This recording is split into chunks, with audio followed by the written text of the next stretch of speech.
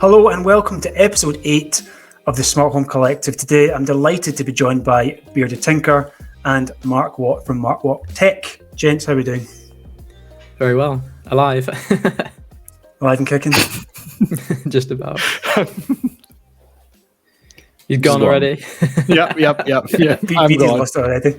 Yeah. So if you're listening to this in the audio version, welcome back. If you're new, please hit the subscribe button. If you're watching this on YouTube and you're new, subscribe. I think I'm at 92 subscribers. I'm going for that 100 subscriber mark, guys. Hey, big 100. Yes, please hit the subscribe button. If you don't like it, hit the like button, hop onto Mark or Bearded Tinker's video and unlike one of their videos just to kind of give it a bit of harmony. All right?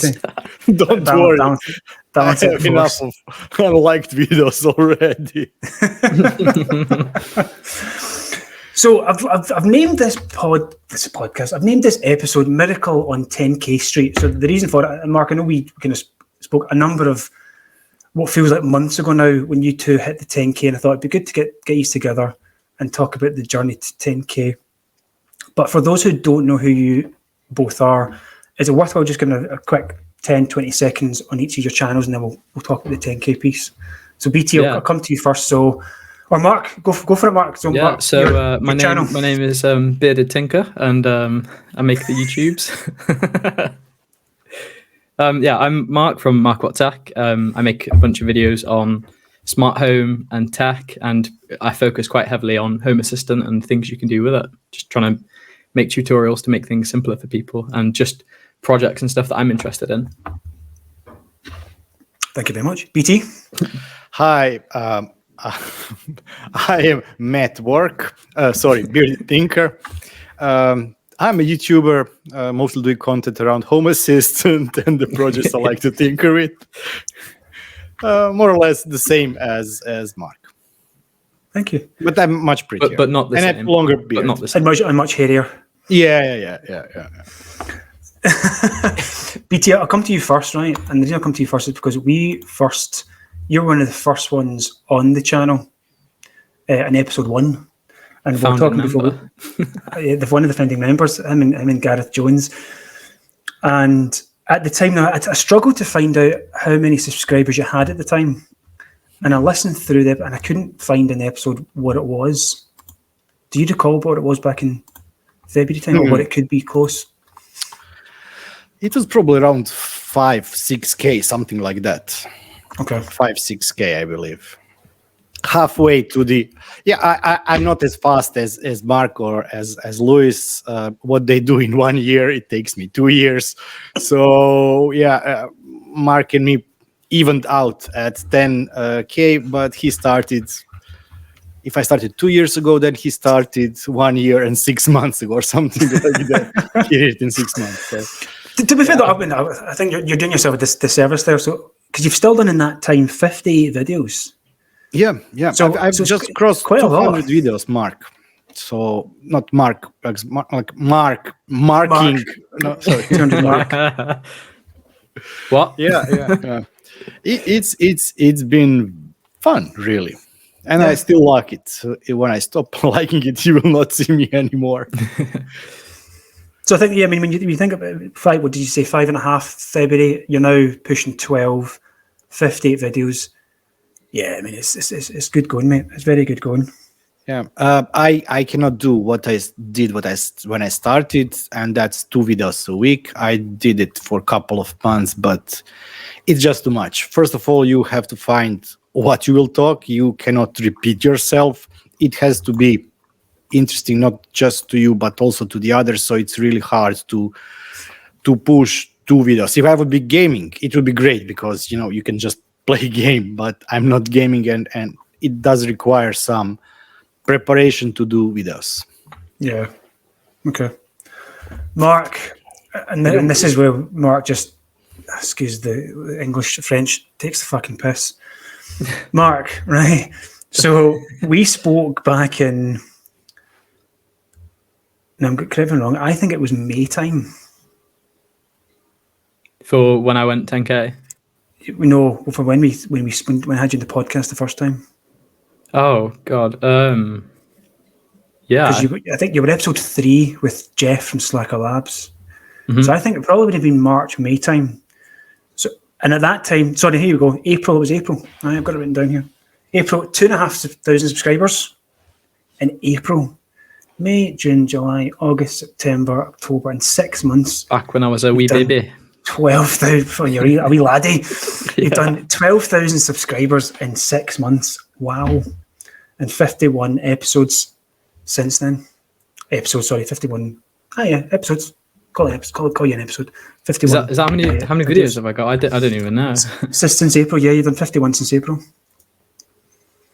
Wow. Well, I know how you do it because we've spoke about it. How do you do it? Because it's a lot of content in such a short space of time and a lot of subscribers. Yeah, so I buy Lemsips in like big bulk, and then I like ship them over to BT, and he does all the work. And then I just put my face on it. You have problems with the audio. Not now in your videos. Oh, yeah. Yeah, we won't talk about that. So are you still enjoying? Well, you must be enjoying it because you're fair putting out the content. Yeah, I'm really enjoying it. The whole like talking to the community, everyone that comments on the videos, just the Home Assistant community especially. It's just really fun interacting with people. When you actually create something that helps people and you get the feedback from that, it's just really nice. I'm enjoying it. It's really fun. Good. And of course, you've got a Patreon now. You never had that one when I first spoke to you back in episode 3.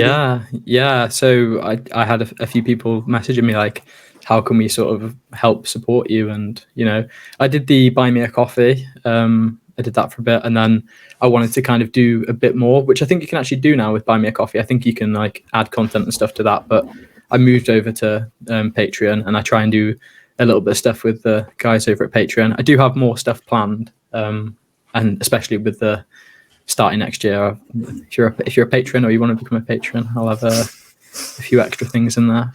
So yeah, good. Do you both feel BT probably less so you, because when we spoke you were still at the 5 or 6 mark, so it's still pretty substantial when you were doing your kind of membership. Then Mark, probably more towards you then. Do you feel pressure? Now you are 14,000, you've got Patreons. Do you feel pressure that you have to put the content out? Because people are paying for it. There's no getting away from it. You're expected to put content out. Yes and no. I can hear you swallow there. Oh, I'm trying not to cough. I've still got a bit of a cough, so I keep muting myself to do like a massive cough. Yes and no. Like pressure as in because you want to like make kind of the best content that you can do. But I think especially with the patrons, like if any of my patrons are watching, just thank you for your support. I really appreciate it. But yeah, especially with my patrons, everyone's sort of like so chilled out, and they want to help you do well, if you know what I mean. So it's not like they're there like how you just said there, like people are paying for it. Like there's nobody there like banging on the door or messaging me saying, hey, you've not done a video. Like I didn't do anything for like 3 weeks with being ill, and I didn't have people like patrons or anything like that saying, where's our videos? I just had nice messages saying like, yeah, get well soon. So yeah, I think pressure as in to actually make good content and to sort of stay consistent. But other than that, I think it's okay. BT, has it changed for you? Do you feel any more pressure? Same as Mark said, but in reality, yeah. When I was going for a vacation, this was the first time in ever that I went for 3 weeks vacation, and I was like, I cannot have channel 3 weeks without any content. So what I did 2 weeks before that, I recorded 4 videos, 3 videos for the weeks I will not be available, and fourth one because I know that I will arrive from vacation. There will be a lot of stuff I had to do, so I had to do pre-recording of 4 videos. But nobody forced me, really. As Mark said, even if I wouldn't release the content, I don't have Patreon account. That's the taxes problem here in Croatia, but that's a different story. I have channel members on the YouTube. None of them would say anything if I said, listen, guys, I'm going 3 weeks on a vacation. I would just send you images on Twitter where I drink coffee or whatever. but still, I didn't want to disappoint in what I said I will provide, and that's why I forced it. So yeah, this is something that I put upon myself. Nobody probably put it on me. So yeah. Okay. For example, I have issues with one of the things that patrons or channel members get is they get early access to videos, and I really try to have minimum 24 hours gap between what members see and what I release. And I felt really sorry because yesterday or the last video I wasn't able to provide that. But at the end, I don't think that nobody minded it video being released 6 hours later or 8 hours later than they would expect it to be. So okay, good. Okay. I'm only going to throw this in, but I know it's not on the agenda, but I'm going to throw it in because it's been a recent change. The thumbs down in YouTube. What's your thoughts? Yeah, we spoke about this a little bit last night. I don't like it because how you don't like it being removed. Oh yeah, you don't like it, yeah. I don't like the no thumbs down. So I think it should be there because when something is bad, how are you kind of supposed to know? But you will still know. You can even when it's completely disabled, you as a creator of the content, when you go into details of the video, you will see it. The others, the viewers, will not see it. So I meant for like when you're watching just content on YouTube yourself, not like my own content. Yeah, sorry, that's right. Yeah. So if you're just browsing YouTube and you are just looking for a particular, I don't know, a tutorial or something, like how do you know which one's the best? Yeah, and that's what I mean as a viewer. How I don't get me wrong. You don't put too much value to it, but if you're quickly browsing a few videos, you've searched something and you see thumbs down, you're more likely to go for the one with the less thumbs down. I don't base my judgment on that. When I'm trying to recall how I browse through the content, I don't think that I've ever went for the thumbs up, thumbs down in terms of that. I went more for views. Okay. So, for example, if video has... that's true. I also do that, actually. But now that I'm thinking about it. But I know that I've subscribed to some channels for the printing, for example, now for the people that have 68 members. So even the membership number and the view number at the end isn't something that I'm thinking. And looking from the content that I'm looking at YouTube, it really has changed, and I see the change in what I have. I wouldn't say time. I have concentration to watch. For example, some of the creators I watched a year and a half ago, I cannot simply watch them now. Probably the person has stayed the same. The content has stayed the same. I mean, it's stale, but it's the same pattern and everything. I simply cannot watch them now. I've grown them over or whatever and moved to other creators. So I believe that's just the how we all live. You like something, you move to something else a couple of months later. Yeah. Okay. So I don't think that thumbs down at the end is that big issue. And I'm sorry to read and see what some creators had in the tech community, in DIY community. They had mobs running running wild on their thumbs down, and you have hundreds and thousands of thumbs down just because somebody for the laughs or whatever. So yeah, I did wonder whether it'll be a very, very small population of trolling, because they can't do a thumbs down. They'll take the time to troll you in the comments. Yeah, I think if people there are people like that, aren't there? If you're adamant in doing something like that, then you'll do it, won't you? Yeah. Cool. No, I was just very, very curious. Okay. Right. I got 2 questions sent in on Twitter. Ooh. Yeah. Did you see them come in today? They weren't DMs. They were just sent in. Were they about BT's beard? One was actually. It's fabricated. It's Hollywood. It's not. I'm glad you said that, Mark. Right, I'm going to just bear with me a second. I'm going to just quickly pop this up. He did really take his time to pull that out from the stream and make the clip out of it. I'm so proud of him. Hilarious. I'm proud of him. Right, let me just quickly pop this up. For those that are listening on the podcast, apologies. You're not going to wait a second. Here we go. So Lewis did something fabulous today. I hope this comes. Here we go. That would be interesting. So I'll set the scene for those who aren't aware. A while ago, BT had said live on stream he would dye his hair blue. Now I can't remember beard pink because of Johnny. Because Johnny wanted the pink beard. Now I can't remember. Was it 10K or was it 20K? It was September next year. Remember that? It was this was 10K stream, and on the 10K stream, I said if I reach 20K by the September next year, first I said I will dye my hair, then I said I will dye my hair blue, then I said I will dye my beard pink and hair baby blue. So yeah, okay.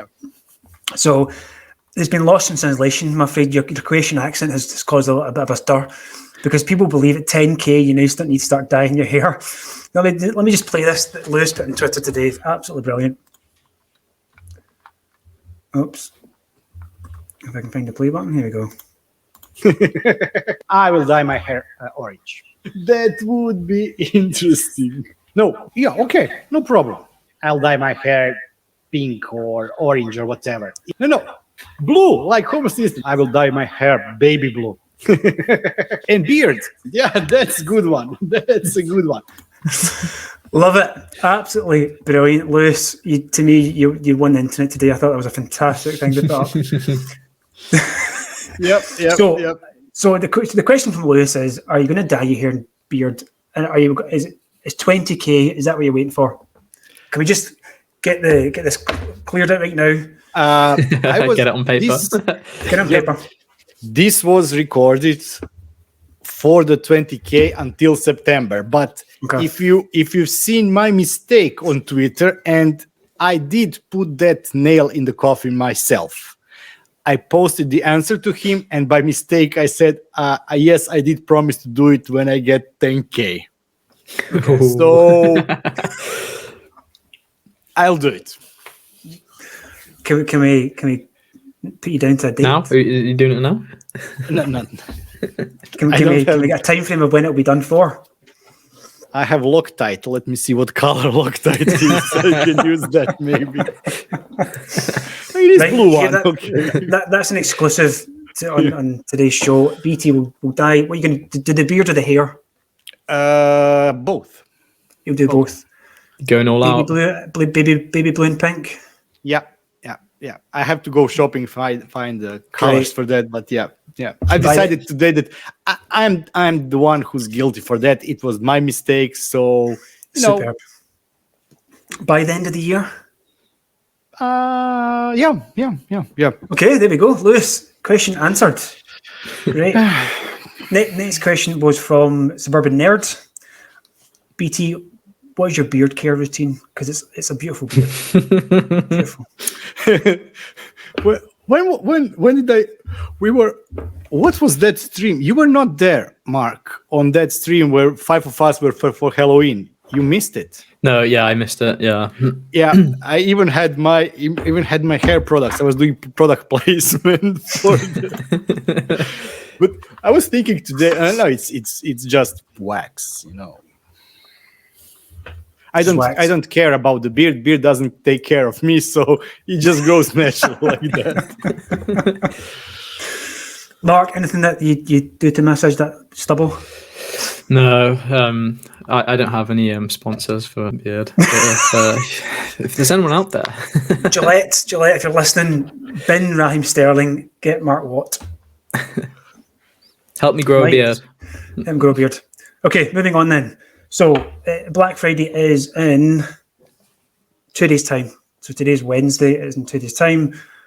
Mark, any Black Friday purchase that you're going to wait till Friday, or God, it's Black Friday week these these days, isn't it? Or you went to Cyber Monday? Anything at all? You're going to pick No, up? I'm literally I'm just closing my eyes and ignoring it all. I've got the house move coming, so I won't get away with buying anything. So I unofficially though, I may have got a couple of things. No, Have you seen the Atham products? Atham? no. So yeah, a little peek here. Although this might actually come out after I've done the video, because the video might be tomorrow or Friday. Atham, they oh yeah, my camera's inverted, but there you go. Atham, they create devices that are pre-flashed with software, and they pre-flash them with you can choose what you want. They're all Is that you can buy the them for, Homey like, devices? are they called Homey? like a subsidiary of Homey? I did have the page up. Powered by Atham, yeah. Is that them now? Oh no. I think No? Homey have just a product called Atham Hub. I think. No, okay, they're forget that then. separate. Yeah, so they create a whole bunch of different smart home products, or I don't know if they create them actually. I don't know if they create them or if they just flash them. But they take smart home hardware and they pre-flash them, and you can pre-flash them with Tasmotor, ESP Home, WLED, Homebridge, HomeKit. That's the one, yeah. So you can buy your devices pre-flashed. Atham.tech if you're interested in taking a look. Yeah, and they're really cool products. So cost-wise, I think they're pretty much the same as if you were buying like a smart home like plug or a bulb. So, and yeah, obviously you can get them with Tasmotor, ESP Home, and they'll just jump straight into Home Assistant. The plugs, especially the plugs, here. These are really cool. They've got all energy monitoring. Do you know, the plugs is interesting. I put in Twitter the other night that I finally flashed my last 2-year plug. There's a stack of them kicking around, and you ever have something that's really niggling you? It's so small that you can't be bothered doing it, but you need to get it done. Got it done, last one, and somebody dropped me a note on Twitter to say, I think now that they've changed the chip in the current 2-year plugs that you can't flash them. So if these are already pre-flashed, that's great. I need to so you can so yeah, obviously those are the ones you're looking at there. Those are the UK ones, but you can get them for the US and pretty much wherever else you are, the EU. There's a whole bunch of them, and you can get loads of stuff. So I've picked up a few bits from there. And is it a premium mark because they are pre-flashed? Are you paying a bit on top to get that pre-flashed? I don't know. I did a bit of a comparison, and for some of them, I would say they're on par. But a lot of them, especially when you're going against the kind of 2-year stuff, like you could probably get like a pack of 2-year bulbs for the cost of one of those bulbs. But you're obviously paying there to get your stuff flashed, and you're getting your local control as well. Yeah, I like that. Yeah, guys, head over to atham.tech. That's quite a... They're also on AliExpress as well. You can get all the stuff from AliExpress, and there is a Black Friday deal come out for those guys too. Okay, great.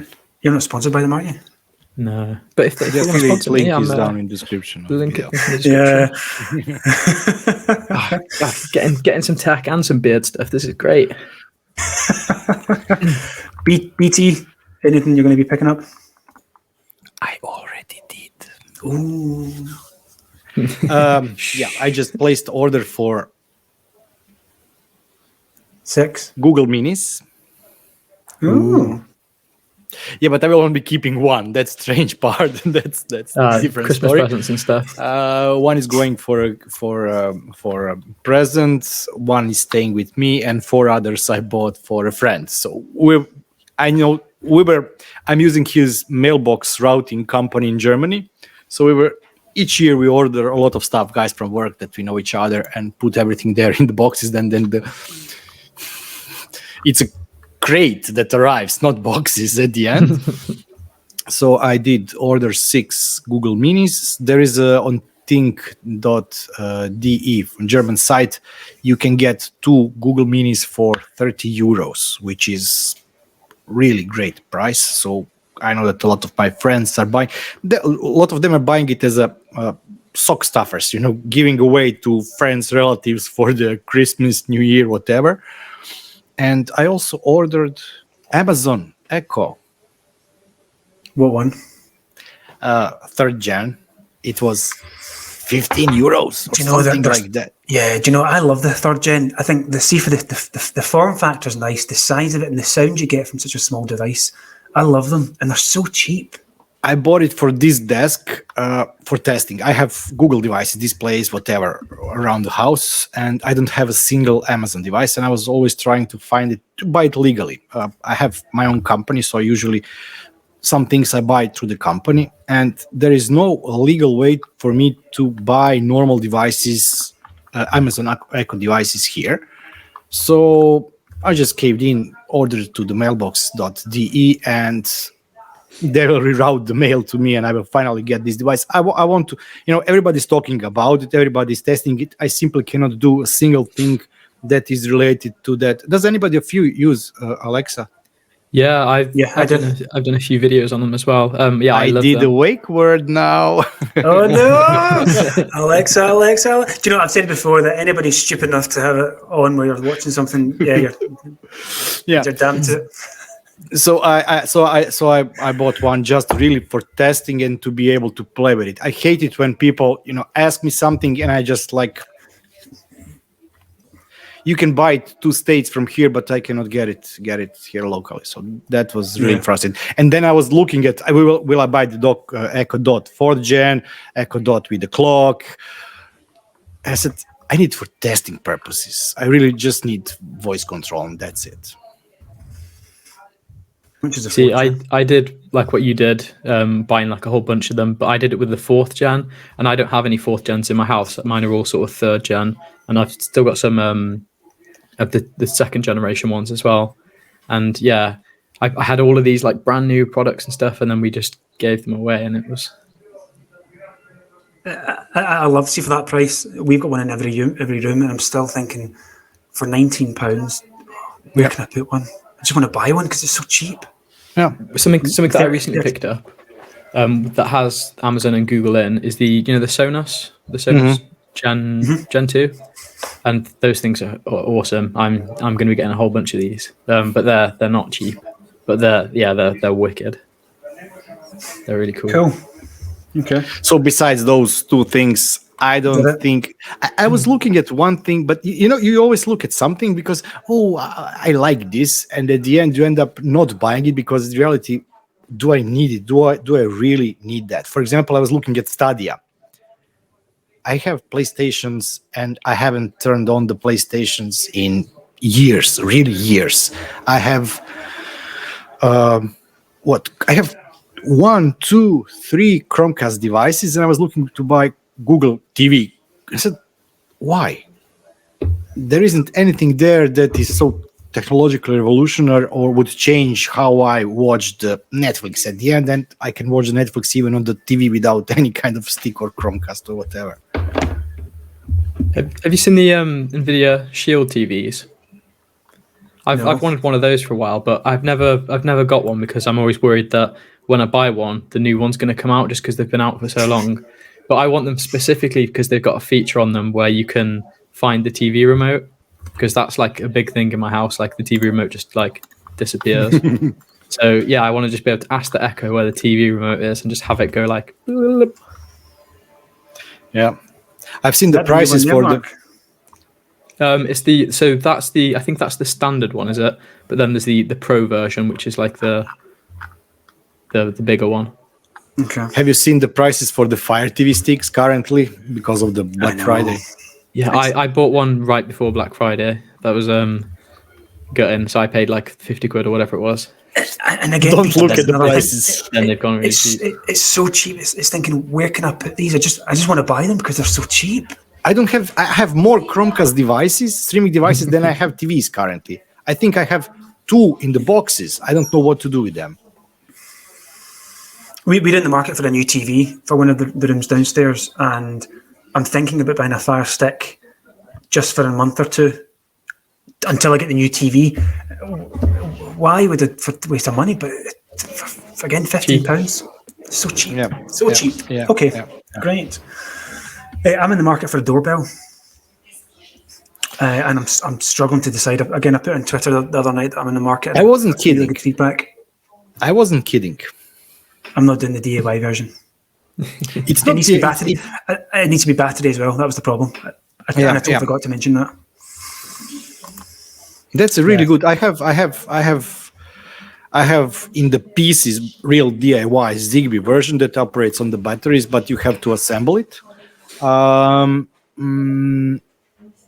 don't have time. I really do not have time to play with it.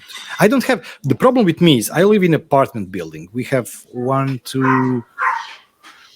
3 floors. Each apartment is on 2 floors, so it's like 6-story building with 4 floors of apartments. So I have door that you have to ring on the street, so for whole the building. Then we have another door after the elevator to come on my floor. And I can automate the door outside. I can automate my front door, but I still have one door in between that I cannot do anything. It doesn't have a magnet. It doesn't have anything so everything I do, you still have to manually go out and open the door if anybody rings. So that's why. And I have as I told you, I have cameras. So I use motion detection plus cameras to show the streams on Google Display devices or whatever. I've never bought one. We've never really found the need for it because not many people ring the door, or chat the door, should I say.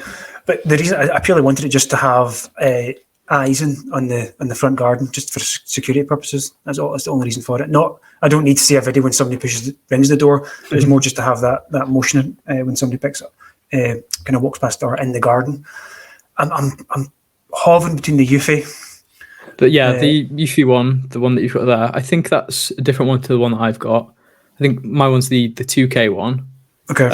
With the home base, and I really like that. I've actually got 2 because with my house currently, we've got like the front door and back door, and both of them get parcels. And the postman will come to one side, and then DPD and whatever else will come to the other. So we've got them on both, and they both sort of send to that home base, and it works really well. It doesn't integrate very well into Home Assistant, but the actual doorbell itself is nice. Okay, so again, that was one of the reasons I wanted to get it, was for the integration to Home Assistant. But Amazon guys constantly leave stuff at the front door. I'd love just to have sight of it. The other one, which I just discovered today, is a 2-year version one. Let me just quickly pop this one on the screen. And again, the people who are listening on that in purely audio will be screaming. Hey. I've got a couple that are just in boxes that I haven't touched yet, just because I'm waiting to move, just to do like more testing. One of the ones that I'm looking forward to testing is the Amcrest one, because that one's got decent Home Assistant support. And I think it's one of the only ones with RTSP as well. Well, this one came up because it's cheap. So now I believe it's a 2-year based Wi-Fi doorbell. But again, I wasn't sure whether 2-year doorbells can be flashed. Frank's been doing work with the official integration add-ins. I don't want to touch that cloud service. I don't want to touch them. They're filthy. I would not get a 2-year doorbell at all. Fine. But if you're getting it for something cheap, then I think with the discount £60, but to be fair, for an extra 30 or 40, you can get a Eufy. I can't sort of say anything about the Amcrest one because I've not tried it, but that one I've read good things about it, and you've got all your sort of local control and everything there. So that's one that I'm looking forward to trying out. But cool, right? So that's all the purchases. I don't rate. I was going to say I don't rate the Arlo ones either. No, Arlo don't get a good review, and I'm not a fan of the Arlo cameras. I've had them in the past. I'm not a fan. They've got a bit of a like a paywall, if you like you have to just pay for all the extra features, whereas say the Eufy ones there, you get like your motion detection and people and all that stuff, but with the Arlo one you have to buy like tiers kind of thing, and then Ring is obviously subscription based. A lot of people had recommended obviously Nest is one of the go-to ones, and Unify G4, but I think you need to be part of that Unify Protect ecosystem. So again, it all comes into subscriptions, which I'm trying to avoid. Cool. Yeah. Right. Avoid subscription and avoid Yeah, super definitely. And cloud. yeah. I know how much you love cloud, BT. Yeah, I do love cloud. I had fun mail. You probably heard it on my stream. I had one comment on my stream finally last So 10 days ago about the recommending devices that have cloud control. So yeah, I at the end I don't have anything against it, against the cloud, but I would definitely much prefer if I can keep the control local. yeah. Okay, moving on. So staying with the theme of buying or purchasing. So McKinsey Global Institute, they're an economics research company. They do research in loads and loads of different fields. So this is for me a bit of I mentioned in a few episodes now my frustration, what I feel with lack of innovation and where it's not taking us in terms of the IoT smart home space. So back in 2015, McKinsey published a paper where they say by 2025, the Internet of Things applications would have an $11 trillion impact by 2025. Now, I think currently from my notes, in 2021, we're sitting at like 2 trillion. So it's a good 8-9 trillion away from what it would be. Now, they then republished a new paper, and I'm going to pop that one up. And the new paper, funnily enough, has been refreshed. And what they're saying this time is actually, it's not 2025, it's 2030. There's a 5-year kick out. And part of the reasoning is COVID. And the COVID problems and the impact to chips and technology, etc., the COVID has kicked this out, which I think is bollocks, to be honest. And I think my reason I think that there's been such a delay is I think what we're saturated in right now with the IoT smart home space, and there's a real lack of innovation. And I've not hate comments, but a lot of people comment saying, "Lee, you're wrong. There's plenty of innovation left." I'm still firmly of the view that we're currently coming to the end of, I think, the first cycle. When I say the first cycle, it's Wi-Fi, Zigbee, Z-Wave. Matter to me is the next cycle, and I think Matter's just restarting it all again. But what I think McKinsey have tried to mask through this report, they said 5 years ago there will be 11 trillion. By 2030, 5 years later, it's going to be 11 trillion. I think the smart home space became so saturated, and actually it's a bit cannibalistic. It doesn't know where it needs to go. The desire from the consumer's there. The consumer wants more smart products, but the technology is not there to meet the consumer needs. What do you guys think? May I, Mr. Matt? May I? Okay. Take it away. So, okay, I have 3 problems with such grand analytical views of how people work. First of all, sorry to interrupt you, BT. I should also say this is a great article I've discovered on Stacey on IoT. Stacey Higginbotham covered it on her podcast, and it was she covered it far better than I ever could. So if you want to learn more about the paper, pop over to check out Stacey's Stacey on IoT podcast. Sorry, BT. Okay, sorry. So there are 3 things, or the IoT. The IoT doesn't have to have any kind of relationship with smart homes. And unfortunately, most of the content that some people present as smart home content in reality is home automation or home whatever content. I would really love to have smart home, but none of us really does have smart home. What we do is we move from finger flicking to turn the light on and off to voice saying or through motion sensor. It's not smart. It's like a switch, but it doesn't use normal classical switch. It uses motion, time triggers, whatever. There are some scripts that we try to make to mimic smart things. In reality, we still do not have, I don't think, a single smart product. The devices such as the sleep monitoring, snore monitoring, or Apple's sensor that can detect the changes in the rhythm and uses AI to detect if you have, for example, heart failure or some problems with the heart rhythm. Those are beginning to be smart devices. In reality, all of the devices that I have are switches. however glorified this is. What, for example, let me see if I can here. So this is this is a switch module. I will make it smart. It will not be smart. Sorry, that's one thing why I want to say, when we talk about smart, I don't see any product currently, or most products are not smart products. Second thing is IoT has failed. And when I say IoT has failed, I mean that at the start, IoT should have been smart water meters, gas meters, electricity meters.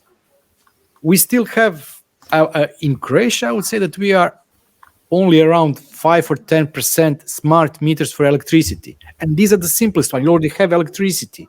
You just need to hook up LoRa or GSM cards or whatever to get the data out. We still do not have that.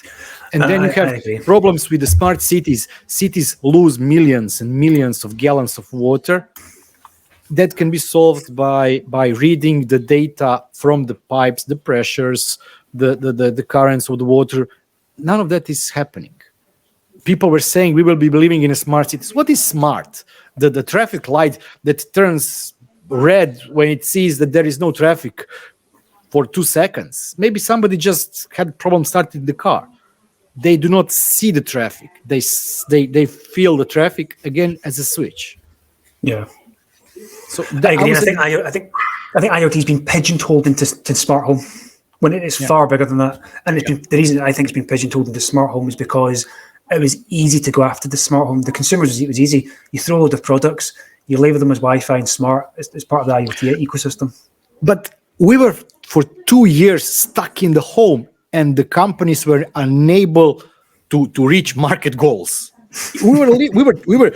For, it's like being in a candy shop, and they said, "Sorry, we are out of supplies," and you are stuck in the candy shop that doesn't have a supply. So I was sitting in open market in greenfield for two years.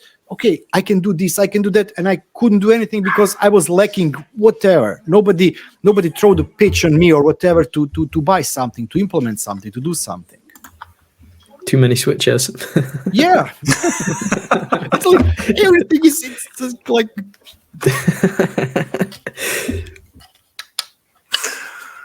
Mark, what do you think? Yeah, I think what you said there with it getting all pigeonholed into the same sort of thing, I think that kind of just happens, doesn't it, when you slap the Wi-Fi and smart label onto products and stuff. That's kind of just how it goes, isn't it? Mm-hmm. Okay. Yeah, but as I said, the article and coverage that Stacey on IoT covered was really interesting. I just wanted to bring it up here. Okay, last item on buying then, buying items or buying IoT. I think Home Assistant has caused me some form of consumer buying anxiety. That the minute I see something that technology related, my first initial thought is, can I get into Home Assistant? And if it doesn't, I'm disappointed and don't buy it. Do you guys have the same problem? Yeah. Yeah. Yeah. That is definitely a thing. But I do also like to explore them, and depends on what the product is, because if it's a product that I really want, then I go down the route of like, okay, how am I going to get this into Home Assistant? Like, what can I do to it, or what service can I hook into to pull the data from it, or whatever it is. So yeah, and then sometimes you go down a rabbit hole of like spending ages trying to get this thing to work, and then it just doesn't. But. I'm not calling names here. I'm not going to say that Lewis once again did something. So he released video today, and he went the easy route. For example, he mentioned SwitchBot products, and he showed a couple of products, integrations, how everything works. And he didn't go JSON route, because you have to do manually things. And for my last video, I was hooking up humidifier by using JSON. And I spent hours on that. So I know what you mean. But on the other hand, I don't make much content at the end like that. I would really like to make more content like that. That would be to do something not differently, but hook up something that maybe isn't hooked up out of the box. You have to do something to make it enable and for others to enjoy that product. But most of the products that I buy at the end are matched against the Home Assistant supported device list. Yeah. So I go for that list. I do check if I got one box just today, which I'll be recording video, and I spent a lot of time researching if this product is already supported as a Zigbee device, or would I have to do converters, spend more time debugging. Unfortunately, I don't. I would love to have that much time, but day job and everything, you simply cannot put too many hours into projects. Which also brings me to a question, Lee, you had: have I done any project lately that's non-Home Assistant or channel related? None. I did lawnmower, so yeah, I didn't do anything. I didn't do anything. I don't know if I miss doing projects for myself, because I love doing projects with the technology, and I also love sharing them. So most of the projects that I do, 3D printer, for example, that I did, it was project for me, really for me. But also I did share it with you, not the whole process, but some steps and some parts of it. Because I know that there are some other people, for example, there is at least one guy that's selling stuff, and that we mentioned this evening with the doorbells. He's also building Voron. So I know that there are a lot of other people doing similar projects, and it's always good to share notes. Yeah. Good segue then, BT then. So on the project side, Mark, given that you're up to all hours in the morning doing video editing, do you do any projects for yourself, or is it all now focused towards the channel? Yeah, so doing the whole YouTube stuff, that takes up a big chunk of my time. I haven't done any for a while, but I do like to also, if I've got a project or something that I'm interested in adding to my smart home that I can record and actually make it into interesting content, I do try and do that, because then it's kind of like two birds, one stone kind of thing, because you're creating content that other people enjoy, and you're also like adding something to your own smart home. So those are fun projects to do. But yeah, I've not done any of my own real projects as of late. Sort of prior to, I think I've been doing this for like 10 months or something. But prior to that, I was like doing a lot of like programming and that kind of stuff. And I do miss doing that stuff. So I would like to try and find time to go back and carry on doing my little projects and stuff with programming. But yeah, nothing. Too busy channel. Yeah, just too busy. Too busy with YouTube, the kids being ill, and trying to move house. So when the wife says, "Mark, the sink's leaking, the water going everywhere, can you fix it?" I'm too busy doing YouTube. Yeah, I tried that once. But hold that thought. I have something. Just remind me in a second to talk about leak. Mark, when did you last time work on your Home Assistant installation? I don't mean recording. I mean doing automation, improving, making better use of it, but for your personal use. Yeah. So this the other week actually. So just because you're sick. Yeah. Because I was sick. I've had like an issue just with the motion sensors going in the bathroom. And I was changing it, but it was just one of those ones like you'd go to the bathroom, and if you're in there for too long, the light would go off, and then it would be off, and you'd have to wait for the timeout, and then it would kick back in. And it was never an issue because no one's ever downstairs that late, like the kids are in bed, and we've got the upstairs bathroom, which the motion sensors and everything work in. So yeah, and every time I'd go in that bathroom in the night and it would go off, I'd be like, oh, I'm going to fix this. And it was like it was like it for months. So when I was ill, then I got one of the Shelly motion sensors, and I've never tried those out. Like I kind of missed that when they came out, and yeah, I really like the Shelly motions. Those are really cool, and I put that in and fixed that automation. So now you can spend all evening in that toilet if you want, and you'll have lights. So yeah, that works now, and that's good. So that was probably the last one I think that I did. I actually did a bit of config cleanup today as well. Like I was in a meeting and I was just like, I'll just clean this up. So if that counts, but When I'm You in a team up with meeting, you? I only work. I don't do anything beside the oh meeting. yeah. That's what I meant. Remote working. Yeah. Did you see that photo that I sent you? You know, 2 screens plus the laptop here. So like, you have a meeting. You know, they're really they're really great meetings. But unfortunately, due to my work going into the technical details, at the end they start talking too much technical stuff that I don't care. I don't really want to know what they're doing on a deep down technical layer, what's going on. So I just phase out. And when I phase out, you know, screen is here. You can do whatever. I even have new way of doing things. So I started working with 2 headsets. So you have one headset and then the other, and they just play with the left ear or right ear. I'm gonna use it. I like that. That's a good trick. That's one way to do it. But I've seen that.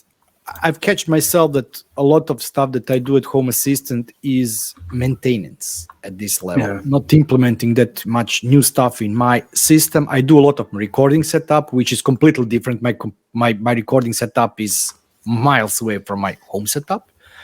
But on what I do, I upgrade Home Assistant, upgrade HACS components, you know, tweak something. You see a warning in the error file, something, you fix that. But there is probably a long list of things that I haven't touched in a long time. And while we are talking with the water leak, I remembered we have a gas heater for hot water plus heating, and it's located in the kitchen. And it started to leak 3 weeks ago, you know, just like water drops. And one night I did hear that drop falling down on the floor. So it's not leaky. You cannot detect it with any leak sensor. You just have to be careful and hear that, you know, one droplet of water falling down. And It's like superhero. I've been waiting 3 weeks. with his 2 headphones on. Yeah. For 3 weeks, I've been waiting. It's even now more than 3 weeks. So I've had first message was sent 2nd of November, and it was a week after the repairman didn't arrive. So it's like almost 4 weeks of waiting for the repairman. And of course, I cannot leave the water running. So DIY, I took part of hose, and now I have hose going from the heater into the sink, and it's like running all over the kitchen. And look, my wife is looking at me and said, "Fix it 1 month." And every week guy doesn't show up. But I don't want to touch gas heater. I don't want to play with something that as a result can have gas explosion, killing me, my family. So yeah, those devices are off limit. So It's probably the only device in my house, I say device, appliance that I wouldn't touch. Although in saying that, I did install my own Hive into the boiler. I was happy to kind of think of that. But when it comes to gas central heating, it's the only thing I probably wouldn't meddle with. I'm happy to. Electrical part I can touch. Electrical part of it I can touch. But everything that is very close to high pressure gas, no. If I ever sell this house and somebody does an inspection in the electrical works, I'm stuffed. Because I've got spur after spur. I've rigged up so many dodgy connections. Yeah, let's hope that doesn't happen. I know. Yeah, with sort of starting projects and stuff, that's one thing I'm looking forward to with the move. Is I'm going to just do like a brand new, like clean install of just. Mark, you're not going to have time, mate. You'll be too busy doing videos. Sorry.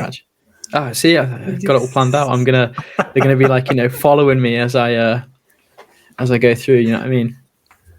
Do you know what you can use for it? Oh, the Raspad. Where's mine? Where is the Raspad? Where's the Raspad? Everybody has a Raspad. Yeah. What do you think of it? It's too expensive for what really it is. It's okay. It does have a nice charging module. It has batteries. It does have nice case. The screen is okay. but it's expensive. I think that you can. I squished an SSD into it. You did, yeah. Crammed I it did, in there. but it's really nice device. But I think that they try to jump on the wagon and earn a bit extra bucks on the components. I actually I've had this for like a couple of months now, and it was one of my videos for when I was sort of ill, like my review, and it is sort of partly done, and there is a little bit more that I just wanted to sort of do to it, but I haven't sort of gone back to it yet and done it. Is it a Raspberry Pi Foundation device, or is somebody just taking a Raspberry Pi and giving their own device? Yeah. No, it's just a case for you have to buy a Raspberry Pi. Yeah, you don't get the Pi with it. Oh, you're kidding. Yeah, you don't get a Pi. That price is for no that price. Yeah. Wow. Okay. So you have to bring your own Pi to the party. But I will be using it. We will probably be remodeling one apartment next year, and for that one, I will be using this the same way I recorded this video to host both a server on it and to be a dashboard somewhere sitting on a desk, to control lights and things like that. So I will definitely be using it, but I think that price is just too high for what it is. So what do you get then? It's just a screen with a load of connection points that you then slot in. It's not just a screen. It is a screen. You have all the ports that have been extended. There is a board to control the charging, discharging. It has built-in 18650 lithium-ion batteries inside. Okay. But the case is sturdy. The touch screen is okay. I wouldn't say that it's the best one I've worked with, but it's okay. And the screen quality is okay. I don't know. It's like 1000 by 800 or something like that. I don't know how many pixels. I don't care about those things. It looks nice. It shines. Yeah. I'm like a deer in the night. Shiny. That's it. Yeah, I thought for that price you would get the Pi in it. So Nope, you had the Pi on top of that. That was my problem. That was my problem. They sent me the unit for recording and review. I don't do reviews. I do stuff with them. I don't review. But I couldn't get Pi. All the shops that normal locals sell it, they were out of Pis. And on Amazon, I was looking at it, and the price of Pi was like 150 euros. And I said, you must be kidding, guys. Because there is a shortage of chip and everything, and whoever sells them is selling them for the prices that normal you would get two, or the full kit with the keyboards, whatever. Yeah. So, yeah. And was it just the compute module, or did you need the full? I got a full one. Yeah, because I will always find a use case for it. Yeah, Anybody bought 02? No, I'm gonna wait, but it is something that I'm interested in. I was thinking of doing some Hyperion stuff with them. That's one thing that I wanted to do with them. And I'm gonna redo sort of my room assistant stuff, because I use the Pis for that. So I think the Pi 02s will work well for that. Very good. No, the BT, I did like your video on the portable home assistant server. It was good. Yeah, I had so much fun. It was something that it was Monday, and I was thinking, okay, I have to record video today to release it, to edit it tomorrow, to release it officially on Wednesday, and I prepared everything to go into one direction, and that direction was I was going to do 5 HACS integrations and 5 HACS Lovelace, whatever it's called, so custom cards or whatever. And I did select a couple of nice ones, and I was like, somebody released that video like yesterday, same content, same everything. I said, no, let's do this one. And I started doing the project without testing. Okay, I was testing when I was doing it, but I wasn't even sure if I would be able to reach the end of the line that I managed to reach. So that's why I'm so happy about the video. Nobody doesn't have to view it. I'm happy because I did manage to get Home Assistant supervised working on the Raspbian OS with touchscreen. With touchscreen, because everything as a component works perfectly without the other component. When you put too many components at the same time, you get either non-working, non-responsive, or whatever system. So for me, it was, like major milestone. No, good, very good. The one thing and you'll be pleased to see this, BT, let me just ping this up on the screen. This is what I recently did. See if you know what I'm talking about. Oh, you did? I did. Oh, were those your radiator valves? This is the radiator valves. This is part 2. Oh. Mm-hmm. So BT was kindly, as part of his 10K live stream, I was one of the winners for the Tuya-based thermostatic radiator valve. Life-changing when you stay in Scotland. Absolutely brilliant. So I went and bought another 2. Really, really good. Let me just ping up so people know what we're talking about. How well do they work? Really well. Really, really well. I've been actually so surprised at how well it does work. So the reason I wanted it in the house is the room I'm in right now is a converted conservatory. It's like a sunroom, it's roofed, etc. But it gets very cold because of the number of glass panes in it. And this is the room I work in as well. So what you would normally do is you put the heating on for the entire house for this one room. What I do now is I start shutting down other radiators and only keep this radiator on. So I'm not using it to. So it doesn't speak to Hive. So I use the Hive heating system. It doesn't speak to Hive, but what I do with it is just start shutting down other rooms. Shiny. Yeah, Teaser. Ooh. Oh, you're teasing me now. I'm getting wet. Yeah.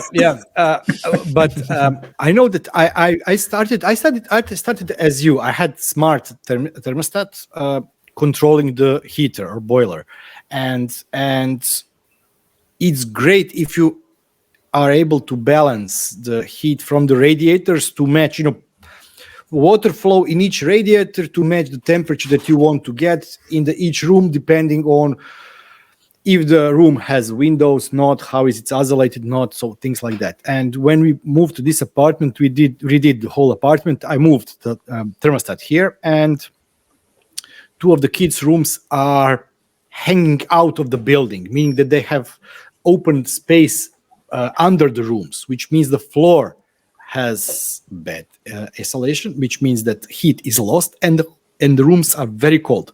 So either I heat those rooms to 20 degrees and the rest of the apartment is plus 40, or I have to sacrifice the heat in those rooms. And that's when I bought the Tado ones, which was unfortunately, Tado is a great company. Those valves are very expensive, and they are proprietary technology. They now come with a subscription, which I'm not paying because I'm old customer, and they switched me to the new system without subscription, one-time fee or whatever. But this is something that I would have loved to have at the point when I was doing that. But the problem is that those valves without the thermostat that will control the heater at the end can be a problem. So this is the missing link. This is the missing link that I will be doing, because a lot of people were asking, okay, so now my radiators open and close, but they cannot initiate cold to heat to start. No. The heat. Yeah. So that's the only thing. So they don't initiate. They can't speak to the Hive system. So ultimately, if Hive's not on, the radiator doesn't heat up. That's it. But they're great for just controlling zones in the house. So at the moment, I've ordered another 4. So I'm hoping they come. So the plan is to have everyone in every room. I want to set up in Home Assistant that I can just click a button to say downstairs only, and all the valves will go. At the moment, I'm kind of twiddling every single little icon in Home Assistant, which is not ideal, but they're great for individual Are they room Zigbee? controls. Are they those things? The Zigbee, yeah. So I'm just using a CC2531 stick, which is another. When I was looking at the device, Tado has proprietary protocol. I don't know what the radio frequency, whatever is. When I was looking at devices, there were 2 options: either go with Wi-Fi or the Zigbee, and I opted for the Zigbee because I was hoping, I have I've got a few. That's what I use, Mark. But the distance is so ropey. Yeah, Is it? Yeah, I've got them. I've got like a bunch of different Zigbee things for testing. I have a lot. Sorry, of, BT. I have a lot of. I think 10 bags unpacked of CC2531s. I don't know what they were like a year ago or 2 years ago. They were like $1 or something else. Come on, buy 10 pieces and whatever. These might come in handy one day to stop. Yeah. You never know. But what I was saying that the problem is that if you would opt out for the Wi-Fi version of the same valve, and there is a Wi-Fi version of the smart valves, Wi-Fi uses much more electricity, and you would need to change batteries much more frequently than you would probably with the Zigbee. And that's I'm between Wi-Fi and Zigbee protocol just because of the battery usage. Yeah, no, I think they're absolutely fantastic. And with the CC2531, the room that's furthest away from the room that's situated in has dropped out a good 3 or 4 times, which is fine for me. I don't have a problem fixing it, but it doesn't work well with the family. Yeah, because it only takes the radiator not turning on once, and all of a sudden it needs to be thrown out the window. So yeah, but for individual controls of rooms and zones in the house, fantastic. I'd recommend it, Mark. Yeah, I might look into it for the And house. I think I'd definitely go the whole thing. What BT was saying with his missing link there. So you've got the full package of like the heating control, and that's one thing I haven't really explored too much. Just again, I've literally there's all these projects and things that I've got and want to do, but I've just been putting them off because I'm like, there's no point start playing around with the heater now because I'll be going. But I've been saying that for like the last few months now. So I've got all these projects and plans. So I'm gonna have to sneak all these into the house somehow.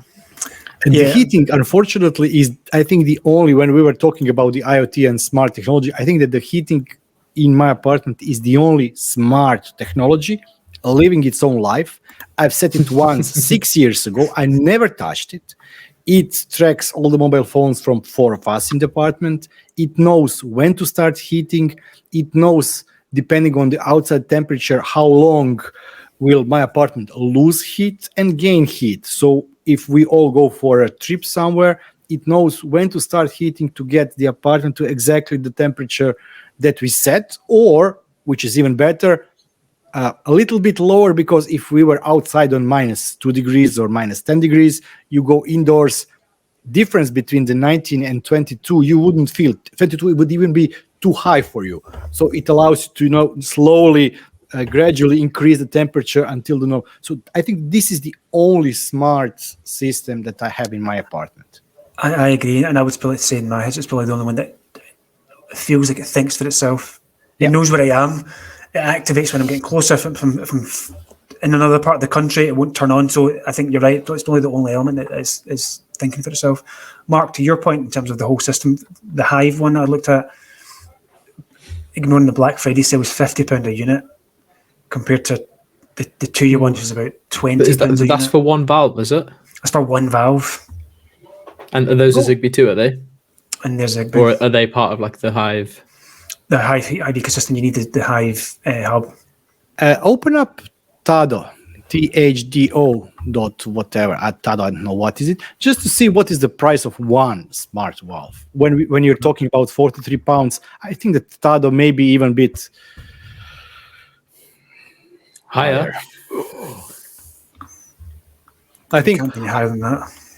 I think that on Black Friday, when it was on 40% discount, I got. Did you like some kind of like starter kit or something? Surely. Yeah, I did get. I did get.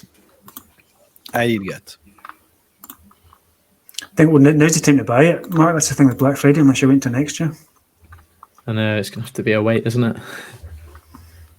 So £52. £52. Yeah. Same price. Same price. So they've obviously just looked at one another.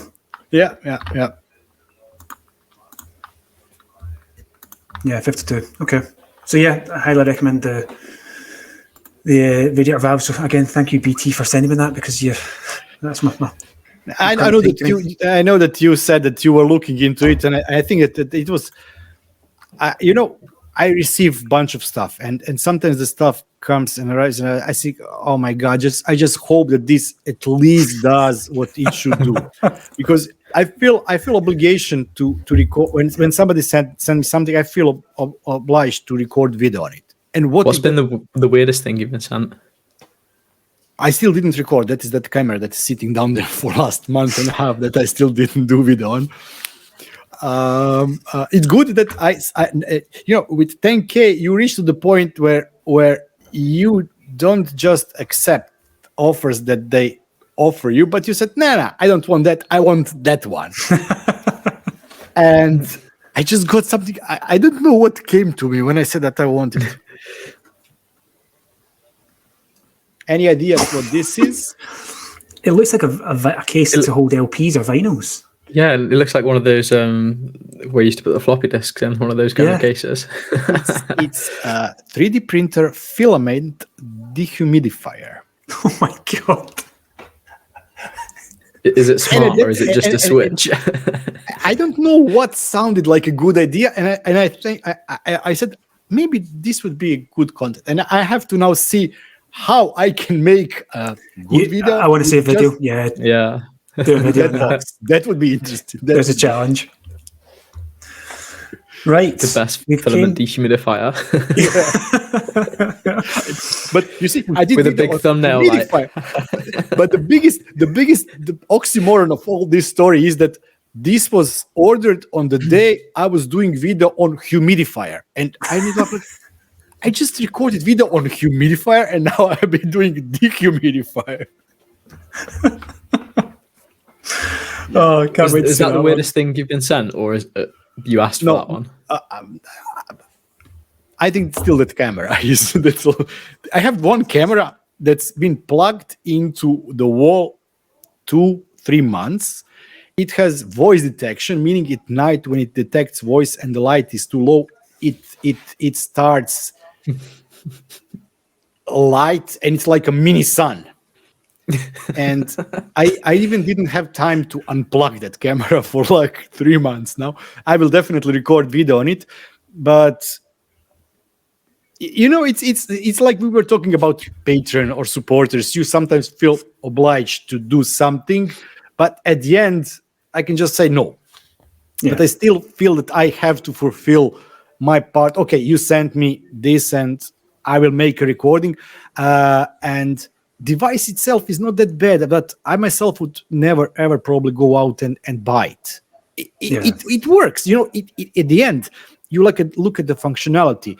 Should this switch turn devices on or off, and don't drop connection. So you don't want for any switch to drop connection. As you said, for example, for your valves, they need to have reliable connection and work, and that's it what you need.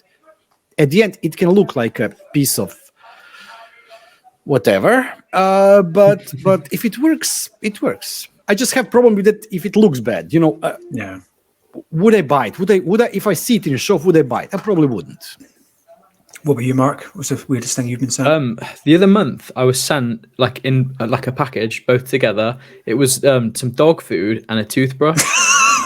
And they were inside a package together, and they were duct taped together, and the actual package looked very strange. And I was like, what is this? And then I opened it, and it's a tin of dog food and a toothbrush, open. So that's bizarre. Yeah, a review on that coming soon. That's because of your tracking software you are selling around. Yeah.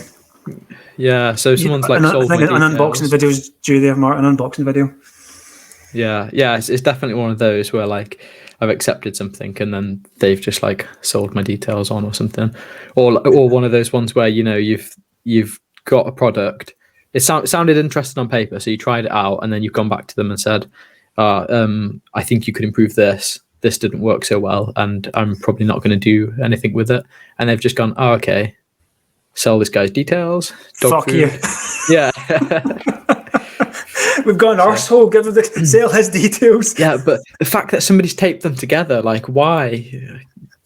I think I've got a picture of it. I'll have to put that up on Twitter. But yeah, they were duct taped together. Brilliant. I had a couple of companies that contacted me that have really great products, but I don't have anything to do with them. For example, there was one company selling HDMI wireless extenders for 4K, which sounds great. If I'm a company, maybe I would need it for meeting room, to avoid wiring, so you can wirelessly transfer 4K video across, I don't know, 100 meters or something. And I said, guys, I don't know what I would do with that. How I would record video. I can record the same video without the device. I can put a wire somewhere, nobody will see the wire. And I said, oh, listen, this is a great device. It really works. And I don't know what to do with that device, or hook it up to Home Assistant for what? I just simply have no idea. And there is other company that are really pushing me to do. They have great shop with the electronic parts, and they said, oh, listen, we have now NFC module, and do you want us to send you NFC module? I said, listen, I recorded one NFC video. I think that it's two would be really too much. On Instagram, one that I constantly keep getting messaged with on Instagram is a company trying to offer me like a sponsored video, and it's for like dog like handkerchief things. Oh, like little bandanas or whatever it's called. Bandanas, yeah, that's it. Yeah, like dog bandanas. And I'm just like, why? Like, I think you would suit one, Mark. I think I could see you with a nice for myself, yeah, handkerchief around your neck. Yeah. So yeah, that's one that I keep getting a lot. So yeah, maybe it's dog related because I had some dog food as well. Like, yeah, I've done a couple. You do the dog tracker video though? Yeah, that could be it. Yeah, there you go. Maybe I got the fetish. Did you get the offer for doing NFTs for the dog?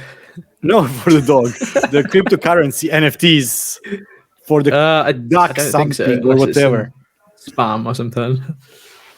Yeah, I got, maybe I had a cryptocurrency one the other day, but it just goes straight in the spam. Anything that's come talk to me, Mark. I love my crypto. Come talk to me. We'll do a black market episode. If you don't reply to my crypto email, I'm going to send you some dog food. When I recorded, in the summer, I recorded video about the storage, how to host your own node and rent your space and whatever.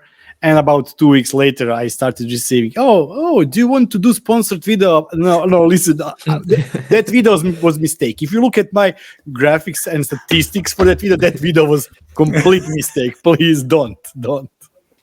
I will never, ever do anything related to that anymore. Do you find that when you create like a video on something random, you'll just get all these companies that create these things? Like I had a go at doing like an Apple video. I did a video for the iPhone 13 release, just like a very quick, like 5-minute type video. And I've never done anything like that on my channel. It was more of just like a bit of an experiment. And again, it was just something I was watching it and I was interested in that stuff. And yeah, literally when I put that video out, I just kept getting message after message like, hey, you want to test our phone out? Like we send you phones. So yeah, phones, dog food. Yeah, I will try doing that. Where is my phone? I will record the video. I need a new phone. TVs, yeah, TVs. I did try with Tesla. It didn't work. I did try with Tesla. It didn't. That's a good one, yeah. I said I'm in market for the electric vehicle, something above 100,000 euros above that price range, but yeah, it didn't work. But yeah, they integrate well into Home Assistant, don't they? Yeah. And I said I will do, if it needs, I can even build the integration myself. No issue there. So yeah, but nobody there. Not yet. You just right, need to at Elon. Let's move on. Yeah, that's what you should do. Yeah, at Elon. Right, final segment then before we wrap up. And I know you both love this segment. You love it. So, the mystery questions. Is calling me. My wife. 2 minutes. So you're both familiar how mystery questions work. I give you 30 seconds. I ask you a completely random, stupid question. You have 30 seconds to answer to your best ability.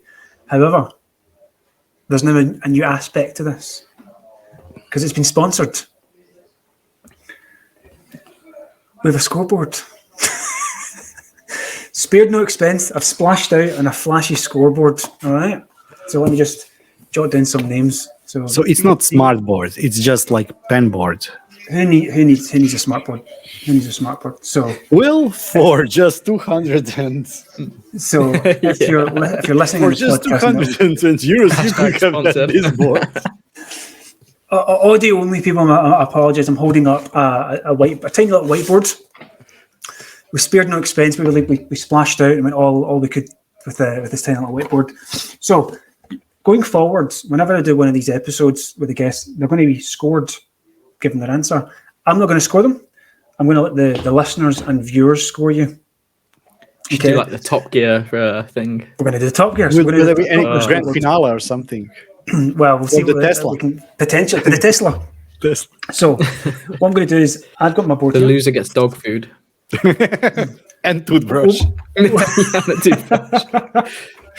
Over the course of the next year or so, or maybe years too much, maybe 6 months, as and when we have these episodes, I'll just keep adding to the board. So you guys are first to it. I was going to do it retrospectively, and I thought, nah, do you know what? I've just pissed off Paul Hibbert and Gaz Jones too much, so I'm not going to bother. So I'll start a fresh, clean slate. So following this episode, in the comments on YouTube, now you can't comment on the podcast, so just drop me a message on Twitter. Leave a score 1 to 5 for both BT or Mark. 1 lowest for dreadful, 5 highest for superb. All right. No 6s, no 7s, no 10s. 1 to 5 is the range. Okay. So was that 5 is good or 5 is bad? 5 is good. 5 is good. So 1 is bad, 5 is good. So only one's for BT. Only 1 for BT. Okay. So BT, I'm going to come to you first. You ready? No. I'm still waiting. To be fair, I think you've got away with this one. To be fair, this episode, I think Mark's is probably the funkier one. So, BT, I'm going to give you 30 seconds to answer the question. So, your question is: you love cloud aspects to it, and you love that people can have access to all your personal data and the ability to sell your personal data on. Because I know in your last live stream how much you told. You went on about how much you love your personal data being freely available to everybody. So give me 30 seconds to tell me why that you're happy for every sponsor that's contacted you to share your personal details to anybody they want, and why it's a good thing. I own all of that, and I must thank all my fans on OnlyFans, and that's why I provide all my private data in the cloud, because I know that my fans on OnlyFans, on that site, like to know everything about me. What I when I go to toilet, because now they have sensors in my home, they can see how much time I'm spending on the toilet.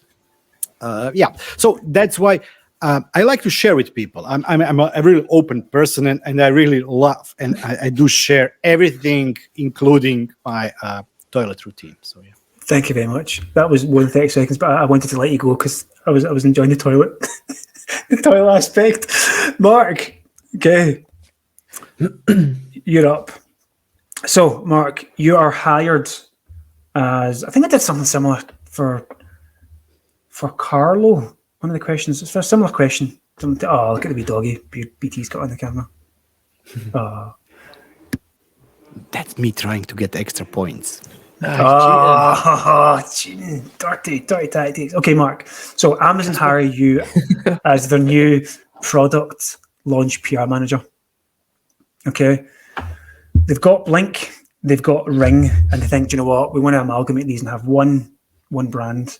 So you've been told that you're going to go to an elevator pitch with Elon Musk. All right. In the elevator, the new Elon Musk, Jeff Bezos, you're in the Amazon headquarters, Jeff Bezos, elevator pitch. You get rid of Blink, you get rid of Ring, the new name's Spunk. Sell him some spunk. So this is for Jeff, yeah. This is for Jeff. It's Jeff. Can you sell him some spunk? Okay, so I'm getting in the elevator. I'm like, Jeff, my man, Jeff, how's it going? So we've killed the competition. Ring's gone, Blink's gone. I've got a good one for you. It's not Tuya based either. It's all local. Actually, you might even say it's homemade. But I've got this new product for you, Spunk, and yeah, you can literally put it wherever you want, and it can see stuff. It glows in the dark as well, and I've got a way that we're going to get people to buy this. If they don't buy it, we're gonna send them secret packages. Yeah, you like this? Dog food, but not just dog food. We're gonna attach a toothbrush to it, and then yeah. Brilliant. Well done. Superb. So, leave your comments. Leave your score. Oh, Mark. BT. I think it's a bit unfair because me and Jeff go way back. So, I think. I think I did give him some spunk before, actually. But Jeff, did Mark give you some spunk? Let us know in the comments. But you talked about local access. No local access. Everything must be connected to the cloud. Oh, damn it! Mic drop, BT. I like it. Very good. I wasn't listening because you put Jeff. I will drop now. Wait, in the same sentence, and I was gone.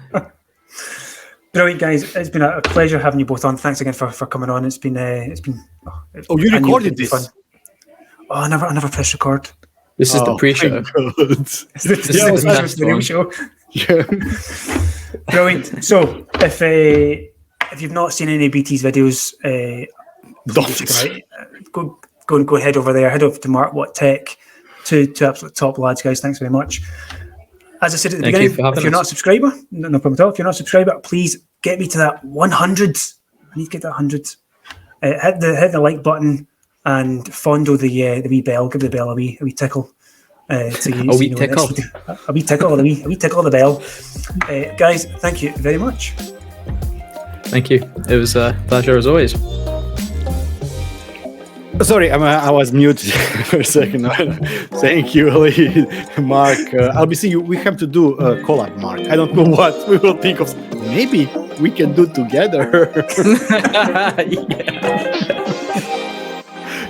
Brilliant. Love it, guys. Cheers. Thank you. Bye-bye. Bye-bye. Have a good evening.